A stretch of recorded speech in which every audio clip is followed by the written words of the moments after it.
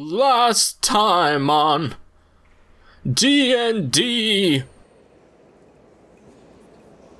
Our band of unruly adventurers devised a devilishly clever plan of distraction in order to free themselves of the 4 Minotaur skeletons patrolling the inner area of the chapel.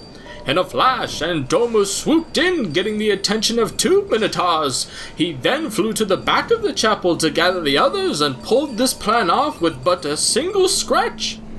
As Dormu kited the Minotaurs away from the chapel, the rest of the adventurers descended upon the bug-like creatures that were guarding the stairs leading down into the crypt. Mirth tried her usual tactic of sneaky sneaky, and was shocked to find that it actually doesn't work all the time. Combat ensues, and Eminem and Mirth think themselves tactical geniuses as they fly up toward the ceiling once they attack. Little did they know that these bug-like creatures are spellcasters, and they choke the 2 of them with a poisonous green cloud, while making the area enclosed within the curtains pitch black. All of a sudden, Eminem feels the ground begin to shake as a small horde of creatures make their way up from the crypt below. The bug-like creatures engage them in battle, and moments later the darkness fades away to reveal a handful of gorilla dog creatures. It is clear now that the bug-like creatures are much more interested in stopping the creatures rising from below than dealing with the adventurers. As one of the bug-like creatures is torn to pieces, Mirth gasps as a random black man bursts through the door of the chapel, not due to the surprise of him being there, but due to the extreme amounts of sexual arousal. This man barges in and demands to know what is going on. Mirth bumbles a few incoherent sentences about monsters from below, while raising the humidity level a few % in the room all on her own. The man jumps into the middle of the combat and immediately tears the head off one of the gorilla dogs. He does the same to another one, and the chapel regains a tentative peace. At this point, Dormu returns from giving the Minotaurs the literal runaround, and this mysterious man introduces himself as Gideon Lightward and asks what the adventurers are doing there. They try to play coy, but Gideon is having none of their bullshit.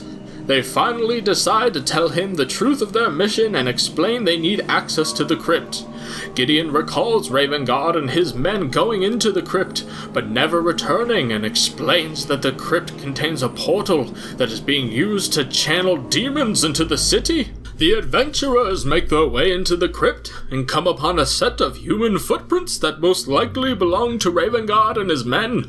They lead to a room filled with statues that are badly damaged, except for one which Eminem identifies as Lanish Fogel, an old hero from El Torel, and it seems to have been carved for a helm to be placed upon it. They continue onward, investigating some funerary shelves with various holy symbols of different gods such as Tyr, Torm, Lathander, and Helm. The symbols begin to pulsate with necrotic energy and explode, leaving the whole party injured. Finally, the adventurers make it through the crypt and into a room with a wrought iron fence overlooking a pool of water filled with discarded human body parts and demonic ichor swirling around the kneeling body of no one else but Ulder Ravengard. Ravengard is desperately trying to remove a helmet with the symbol of Torm from his head as 2 different entities conversate through him, using him as a conduit. Before the adventurers can reach Ravengard, 3 real Minotaurs emerge from the portal and engage the adventurers in combat. While Dormu skillfully dodges and deflects blows while taking minimal hits, Mirth drags Ravengard's body away from the pool and towards the stairs leading back up into the chapel. On the way, Mirth investigates the funerary shelves of the Torm priests for any writings that may give some guidance on how to remove the helm from Ravengard's head.